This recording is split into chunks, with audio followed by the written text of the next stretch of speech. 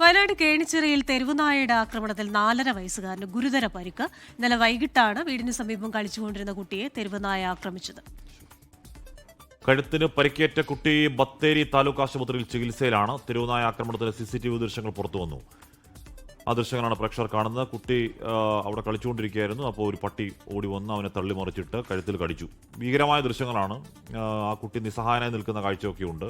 കൂടുതൽ സ്കൂട്ടറിലുള്ള വന്നില്ലായിരുന്നെങ്കിൽ കൂടുതൽ അപകടം ഒരുപക്ഷെ കുട്ടിക്ക് പറ്റിയേനെ. ഒന്നും ഉണ്ടായില്ല. കുട്ടി ചികിത്സയിലുമാണ്. നമുക്കിത് പുതിയ കാര്യമല്ല. നമ്മൾ ഈ CCTV ദൃശ്യങ്ങൾ ഈ ദിവസങ്ങളിൽ വല്ലാതെ കാണുന്നുണ്ട്. ഇത്തരത്തിൽ തെരുവുനായകൾ കുട്ടികളെ, പ്രത്യേകിച്ച് കുട്ടികളെ ഓടിച്ചിട്ട് കടിക്കുന്നത്.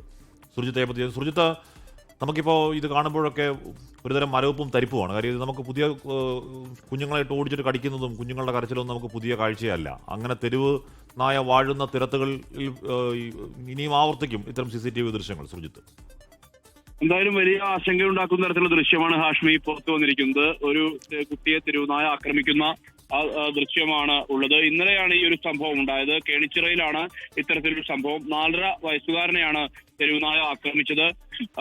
പ്രദേശത്തുള്ള രമ്യയുടെ മകൻ ആദി നവീനാണ് പരിക്കേറ്റിരിക്കുന്നത്. എടക്കാട് പുള്ളത്തോൽ വില്ലയിലാണ് ഇന്നലെ വെച്ച് ഈ സംഭവം ഉണ്ടായിട്ടുള്ളത്. കഴുത്തിനാണ് കുട്ടിക്ക് പരിക്കേറ്റിരിക്കുന്നത്. കുട്ടിയെ ബത്തേരി താലൂക്ക് ആശുപത്രിയിലാണ് പ്രവേശിപ്പിച്ചത്. വലിയ രീതിയിലുള്ള ഒരു ആശങ്ക, അതായത് ഇത്തരത്തിലുള്ള ദൃശ്യങ്ങൾ ഹാഷ്മി സൂചിപ്പിച്ച പോലെ തന്നെ പല ഘട്ടങ്ങളിലും പുറത്തു വന്ന അനുഭവമുണ്ട്. അതിന്റെ കൂട്ടത്തിൽ ഒരു ദൃശ്യം കൂടി, തെരുവുനായ്ക്കൾ അക്രമം ഉണ്ടാകുന്ന ആ ഒരു ദൃശ്യം ഏറെ നടുക്കം സൃഷ്ടിക്കുന്ന ഒരു ദൃശ്യം കൂടിയാണ് ഇപ്പോൾ പുറത്തു വന്നിരിക്കുന്നത്. ഹാഷ്മി ക്രിസ്റ്റിന്.